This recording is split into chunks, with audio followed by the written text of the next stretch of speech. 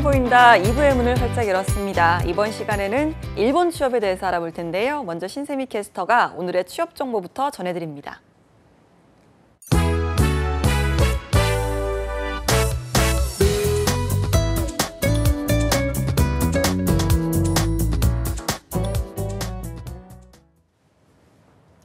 네, 취업 정보 알려드림의 신샘입니다. 공기업 및 공공기관 채용 소식입니다. 한국기초과학지원연구원에서는 서울 서부센터에 인턴 직원을 모집하고 있습니다. 만 15세 이상, 34세 이하인 분들과 이공계 대학 학사 이상인 분들이 지원할 수 있고요. 모집 기간은 11월 20일 자정까지입니다. 다음으로 정보통신기술진흥센터 채용 소식입니다. 정보통신기술진흥센터에서는 사업관리와 운영을 담당할 직원을 모집하고 있는데요. 연령과 학력, 성별에 제한이 없고요. 한국사 능력검정시험과 탑식 성적 우수자를 우대하고 있습니다. 지원서는 11월 22일 오후 3시까지 받습니다. 그리고 해양환경공단에서는 해양수질팀에 체험형 청년 인턴을 모집하고 있습니다. 연령과 학력, 성별에 제한이 없고요. 해양 환경 분야 분석 경험자를 우대하고 있습니다. 지원서 마감은 11월 22일 오후 6시까지입니다. 마지막으로 한국과학기술기획평가원에서는 블라인드 방식을 통해서 비정규직 신규 직원을 공개 채용하고 있는데요. 이공계와 사회과학 분야에서 석사학위 이상인 분, 토익 700점 이상의 성적을 지닌 분들을 우대하고 있습니다. 모집 기간은 11월 23일까지입니다. 이상으로 취업 정보 알려드림의 신샘이었습니다.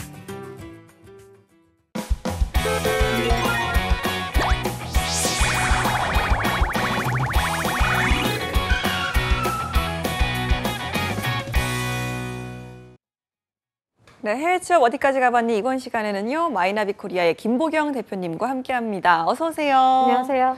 날씨 많이 추워졌어요, 그렇죠? 네, 많이 추워졌습니다. 네, 오늘은 좀 오실 때 춥지 않으셨어요? 네, 추웠지만 뭐 차로 와가지고 네. 따뜻하게 왔습니다. 아니, 우리나라 같은 경우 요즘 미세먼지 때문에 네. 난리잖아요. 네. 오늘은 조금 나아졌지만 굉장히 좀 숨 쉬는 게 겁이 날 정도인데 일본은 어떻습니까? 일본은 미세먼지보다는 약간 그 카훈쇼라고 해가지고 네. 꽃가루가 자주 날리거든요. 네, 가을에도. 네. 네. 그래서 약간 그런 것들이 뭐 어려운 부분이 있는데 미세먼지로 인해서 뭔가 이렇게 방송이 나오고 이런 것들은 별로 없었던 것 같아요. 아, 그래요. 우리나라는 뭐 요즘 미세먼지 그 농도 측정하는 애플리케이션 같은 거 항상 켜놓고 있거든요. 저 같은 네. 경우는. 근데 저는 좀 네. 익숙하지 않아서 그냥 아. 마스크 쓰고 돌아다녀요. 네. 가까운 줄 알았더니 먼 나라인가 보네요. 알겠습니다. 네. 저희가 지난 시간까지 일본 제조업 이야기를 긴 시간 해봤잖아요. 네. 이번 시간에는 어떤 부분에 대해서 살펴볼까요? 네, 제가 일본 산업은 제조, 서비스, 유통, 금융, 그리고 사회 기반으로 크게 5가지로 나눌 수 있습니다. 라고 말씀을 드렸었는데요. 네. 오늘부터는 이 서비스 산업에 대해서 알아보도록 하겠습니다. 이 일본의 서비스 산업을 중분류해 보면요. 레저, 엔터테인먼트, 그리고 매스컴, 복지 및 교육, 정보 서비스 등으로 나눌 수 있습니다. 예, 서비스업이 사실 요즘은 굉장히 방대하잖아요. 이 네. 서비스업을 때려야 뗄 수 없는, 빼놓고 생각할 수가 없는데 모든 산업이 각각의 업계에 좀 어떤 분야들이 포함되어 있는지도 소개를 해주시죠. 네. 먼저 레저 업계에 대해서 알아보고 싶은데요. 레저 업계의 여행 분야 같은 경우에는 교통, 숙박 등 여행 관련 중개 또는 기획을 하고 판매를 하고요. 그리고 호텔 분야 같은 경우에는 숙박, 연애, 음식 등의 서비스를 제공합니다. 그리고 레저 시설 분야 같은 경우에는 여가 시설과 서비스를 제공을 하고, 그리고 푸드 서비스는 외식 산업으로 음식을 제공하죠. 그리고 일본의 엔터테인먼트 사업 분야를 보면요. 영화, 영상 분야에서는 영화를 제작을 하고 그리고 선전 등을 진행을 하고, 음악 분야 같은 경우에는 CD, DVD 제작, 그리고 인터넷 유료 다운로드 등이 포함됩니다. 그리고 게임 분야 같은 경우에는 게임 소프트, 게임 기기 제작 등을 사업을 전개하고 있고요. 그리고 네. 매스컴 업계 같은 경우에는요.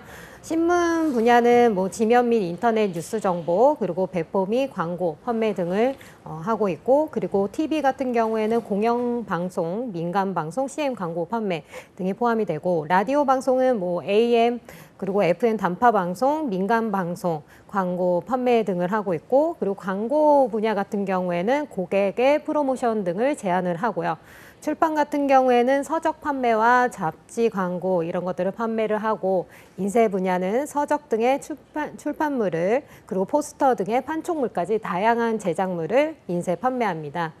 그리고 복지 및 교육 업계 같은 경우에는 간호 분야는 식사 및 목욕 등의 간호 서비스를 제공을 하고, 학원과 그리고 통신 교육 같은 경우에는 특정 목적에 의한 학습 서비스를 제공을 하죠. 그리고 대학교, 전문학교 이렇게 되고요. 그리고 마지막으로 정보 서비스 업계 같은 경우에는 정보 서비스 분야는 뭐 다양한 정보를 개인이나 기업에게 제공을 함으로써 매출을 발생시키고, 그리고 컨설팅 업계 같은 경우에는 기업이 가지고 있는 문제점들을 발견하고 해결합니다. 네. 정말 많네요. 숨 한 번 쉬시고. 네. 네, 감사합니다. 네, 정말 많은 뭐 서비스를 빼고는 정말 생각할 수 없을 정도로 아마 말씀하신 것 말고도 더 많은 서비스업이 있지 않을까라는 생각이 들 정도인데, 그렇다면 이 드넓은 서비스 업종 가운데 한국인들이 주로 좀 채용하는 것도 있을 거 아니에요? 네. 조사를 한번 해봤더니 여행, 그리고 호텔, 푸드 서비스, 광고, 컨설팅 업계에서 이 한국 현지 채용을 진행을 했었습니다. 네. 오늘은 이 중에서도 일본의 여행 업계에 대해서 자세하게 알아보겠습니다. 알겠습니다. 여행 업계라고 하면 일단은 뭐 가장 먼저 생각하는 곳이 여행사잖아요. 일본 여행사들 좀 유형별로 나눌 수 있다고 들었는데 어떻게 할 수 있을까요? 네, 일본의 여행사 업계를 한번 보면요, 전통적인 방식인 그 여행 패키지 상품을 제공하는 기업과 그리고 온라인 여행사로 크게 두 가지로 나눌 수 있습니다. 요즘에는 개인 여행객들이 굉장히 많이 증가를 해서 이 온라인 여행사들은 굉장히 수요가 늘어나고 있는 상태인데요. 한편 전통적인 여행사는 뭐 올림픽이나 월드컵 같은 이벤트 일정에 맞춰서 상품을 개발을 한다든지, 아니면 각국의 유적지나 랜드마크 이런 것들을 베이스로 해서 여행 패키지 상품을 만들고 있고, 그 외에는 뭐 출장 등의 법인을 대상으로 한 그런 상품에 주력을 하고 있습니다. 그래서 여행 그 패키지 상품을 전개하는 여행사 기업 같은 경우에는요, 그 상품의 차별화를 두기 위해서 굉장히 주력하고 있습니다. 알겠습니다. 이 중에서 그러면 여행업계 중에서 가장 굵직굵직한 여행사들 한번 알아볼까요? 네, 여행 업계 매출 랭킹으로 한번 보고 싶은데요. 1위가 JTB로 1조 2,965억 엔, 그리고 2위가 HIS 6,060억 엔, 그리고 3위가 KNT 시티홀딩스 3,960억 엔, 그리고 4위가 일본 여행 526억 엔, 5위가 유라시아 여행사 553억 엔이었습니다. 네, 업계별로 베스트 5인데 꽤 차이가 있네요. 네, 규모가 그렇죠? 네. 차이가 있습니다. 이 중에서 좀 한국인들이 취업한 회사, 뭐 한국인을 채용한 사례 이런 것들이 좀 있을까요? 네, 그 여행업계 매출 랭킹 1위를 한 JTB 그룹사에서 종합직 일괄 채용으로 2016년도에 한국 현지 채용을 실시했었습니다. 네. 모집 직종을 자세한 걸 한번 보면 판매 기획, 촉진, 상품 기획, 영업 등이었습니다. 외국어로는 영어는 별도로 요구되지 않았고요. 일본어 실력은 비즈니스 레벨 이상 요구됐습니다. 알겠습니다. 그럼 이제 한국 분들이 일본 여행사에 취업을 하게 되면 주로 좀 어떤 직무를 하시게 되는 건지도 궁금해요. 네, 그 종합직 일괄 채용으로 진행되는 경우가 많기 때문에 뭐 여행 기획 개발, 그리고 점포 내에서의 판매 업무 이런 것도 있겠고요. 그리고 법인 영업 등에서 근무를 하시게 됩니다. 알겠습니다. 일본 여행업 추천할 만한 이유가 있다면요? 네. 일본에서는 뭐 인력이 부족한 이유로 이 외국인들을 적극적으로 채용하는 부분도 있습니다만, 특히 여행업계 같은 경우에는 외국인 관광객 수가 굉장히 증가함에 따라서 그에 따라서 외국인 인재 수요에 대한 그 수요가 굉장히 높아지고 있습니다. 뭐 예를 들어서 외국인 관광객들이 많이 찾아올 경우에는 아무래도 그 해당 국가 언어를 사용하는 그 인재들이 필요하죠. 네. 그래서 일본에 가보시면 여러분들도 직접적으로 굉장히 가까운 곳에서 외국인 근로자들을 요즘에는 많이 보실 수 있는데요. 2017년 방일 외국인 관광객 수를 보면 작년 대비 19.3% 증가한 2,869만 명으로 나타났습니다. 5년 연속으로 과거 최고치를 갱신을 하고 있습니다.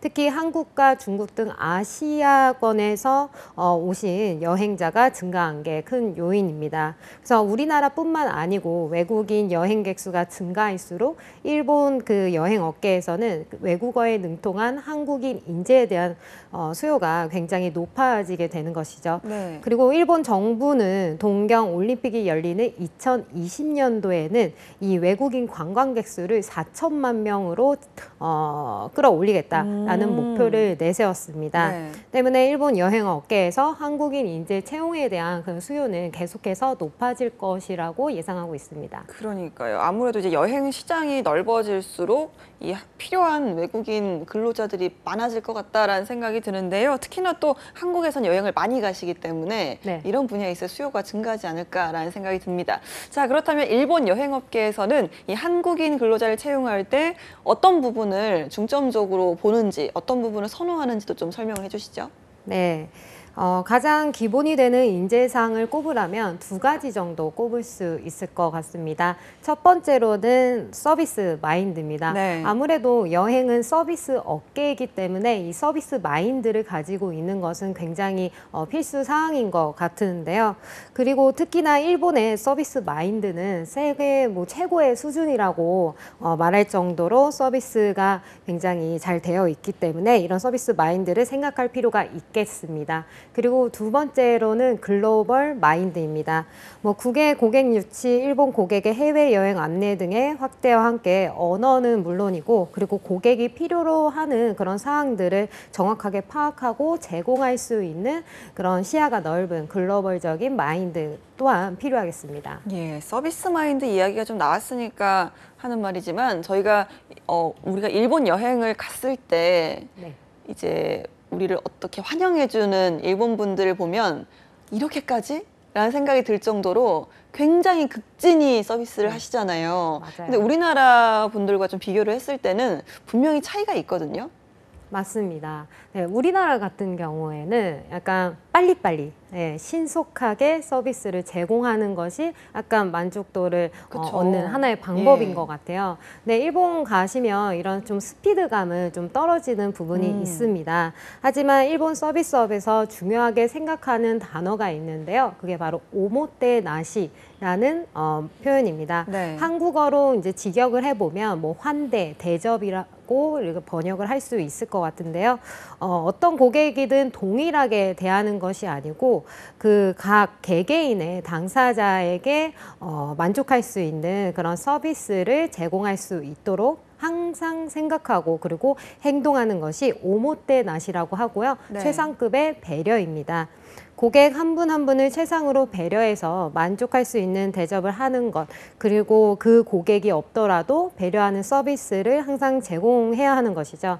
그래서 일본 여행을 가보시면 단순히 여러분들이 그 쇼핑을 하시고 계산대에 가서 계산을 할 때에도 굉장히 한 명 한 명 눈을 바라보면서 정중하게 그 계산을 해드리는 거를 보실 수 있을 거예요. 이런 것들이 오모테나시라는 그런 마인드가 내재되어 있기 때문에 여러분들이 실제로 관광을 하실 때도 많이 그런 모습들을 보실 수 있을 겁니다. 알겠습니다. 일본 여행업계의 취업을 좀 생각하시는 분들은 이 오모테나시 서비스 마인드도 기억을 하셔야겠습니다. 자, 그렇다면 일본 여행업계에 취업하기 위한 전략이 있다면 좀 어떤 것들이 있을까요? 네, 여러 방법이 있겠습니다만 방금 랭킹에 나온 그 여행 패키지 상품들을 전개하는 기업들에 여러분들이 지원을 하실 경우에는요, 그 기업 쪽에서 현재 과제가 상품의 차별화를 두는 것이다라고 방금 말씀드렸어요. 그래서 네. 상품 기획력이 굉장히 중요할 것 같습니다. 그래서 그 역량을 어필을 하기 위해서는 첫 번째로는 관련 지식이 될 것 같습니다. 뭐 여행 또는 그 여행지에 대한 뭐 지식이나 견문을 어필을 할 수 있는 아르바이트 경험이나 뭐 동아리 활동, 뭐 학교 생활, 뭐 그 외에 그에 맞는 자격증 이런 것들을 준비하시면 좋겠습니다. 네. 그리고 두 번째로 아까 마인드 부분에서 말씀드린 글로벌 역량 부분입니다. 뭐 일본어는 당연한 것이고요. 그 외에도 뭐 영어나 중국어 등의 외국어 실력 이런 것들 갖춰줬으면 좋겠고 그 외에도 뭐 타문화에 대한 이해력 이런 것들도 필요하겠습니다. 이런 것들을 어필을 하기 위해서는 뭐 유학 경험이나 또 동아리 활동, 뭐 학교 생활 내에 그 정도 되겠습니다. 네. 알겠습니다. 관련 지식 또 글로벌 역량을 살펴봤는데요. 이것 외에도 또 추천하시는 게 있다면요? 네, 오늘 이걸 추천드리고 싶은데요. 네, 바로 세계문화유산 검정 시험입니다.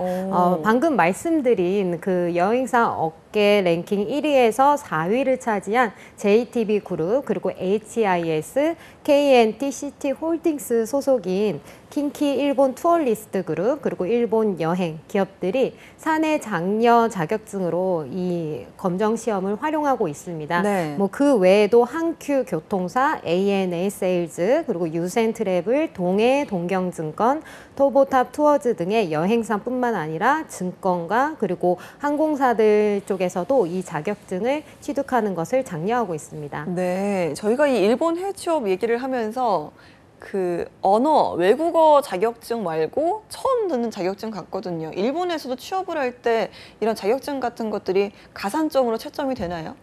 네, 일본 쪽에서도 이 한국처럼 가산점이라는 평가 방식을 쓰지는 않습니다만 네. 이 자격증이 있으면 굉장히 도움이 많이 됩니다. 네, 그리고 그 외에도 재무회계 직종 같은 경우에는 공인회계사 자격증인 CPA라든지 그리고 미국 공인회계사 자격증이 US CPA 같은 경우 그런 자격증을 보유하고 계시면요. 그 일본에 있는 외작의 미국계 기업에 지원을 하실 때 굉장히 플러스가 됩니다. 실질적으로 그런 US CPA 자격증을 가지고 계신 한국분이 일본에 있는 외작에 실제로 취업을 한 사례도 있었습니다. 네. 뭐 그 외에도 기초적인 일본의 회계 지식을 알 수 있는 부기 시험이라는 것이 있는데요. 이 부기 시험 같은 경우에는 뭐 자산, 자본, 부채, 수지, 증감 등을 기재하는 기장법 관련 전문 자격증인데 이 격리 직무가 아니더라도 일본 비즈니스의 돈의 그 흐름을 파악하는 데에서는 굉장히 상식적인 내용이기 때문에 상급 이상 정도 가지고 있으시면 좋을 것 같고 실질적으로 종합 상사 같은 경우에는 이 부기 시험의 자격증을 보는 경우도 있다고 합니다. 그리고 IT 같은 경우에는 정보 처리 기사 자격증이나 그 외에 본인이 또 지원하고 싶은 기업의 업계나 아니면 그 직군에 맞는 자격증을 준비하시면 도움이 많이 되실 겁니다. 알겠습니다. 일본에서도 자격증을 우대한다고 하니까 관련 자격증을 좀 알아두면 쉽게 취업할 수 있지 않을까라는 생각이 듭니다. 자, 아까 말씀하신 게 세계 문화유산 자격증이라고 하셨잖아요. 이게 그러니까 일본 자격증인 거죠? 네, 맞습니다. 이 세계 유산에 관한 정보를 배워서 국제적인 소양을 키우고요. 그리고 글로벌 사회에서 활약할 수 있는 인재를 육성하는 것을 목표로 한 검정 시험입니다. 일본의 여행 관련 대기업에 취업할 때는 필수템이죠. 이 자격증을 취득했을 경우에 두 가지 점에서 높은 평가를 받을 수 있는데요. 첫째는 업계에 대한 관심과 그리고 이해도 면에서 평가를 받으실 수 있습니다. 뭐 여행, 관광, 항공 등의 전공자들은 물론이고요. 해당 자격증을 취득하게 된 이유와 그리고 취득하는 과정 이후 활용에 대한 그런 본인의 생각 등을 확인함으로써 업계에 대한 그런 관심과 그리고 이해도가 높은 사람이다라고 평가를 할 수 있을 것 같습니다. 또한 직무 전문성 측면에서도 평가를 받으실 수 있겠습니다.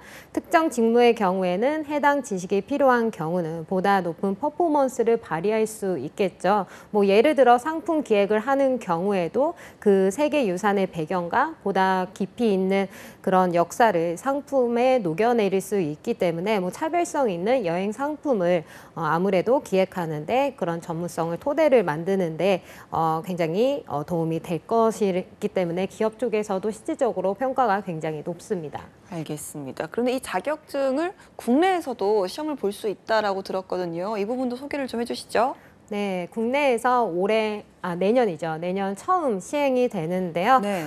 서울에서 2019년도 2월 24일 YBM 시사 종로에서 시험이 치러집니다. 신청 기한은 2018년도 12월 16일 일요일까지입니다.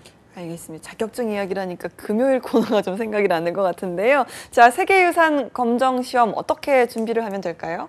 네. 세계유산 검정 시험을 신청하기에 앞서서 본인이 일단은 어떤 신청 급수를 신청할 거고 그에 맞는 출제 범위를 확인할 필요가 있겠습니다. 네. 한국에서 진행하는 세계문화유산 검정 시험 같은 경우에는 상급과 4급만 수험이 가능하십니다.